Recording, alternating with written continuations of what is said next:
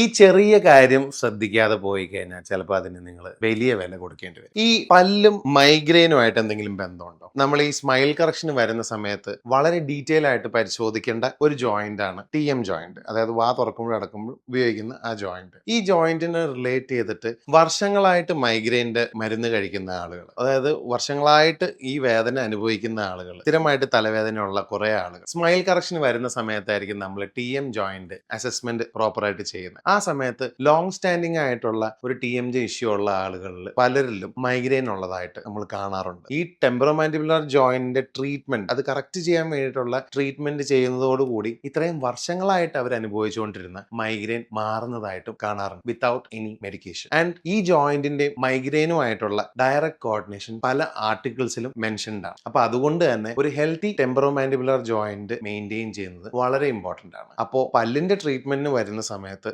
നിർബന്ധമായും ചെക്ക് ചെയ്യേണ്ട ഒരു കാര്യമാണ് ടെമ്പറോമാൻഡിബുലർ ജോയിന്റിന്റെ ഹെൽത്ത്.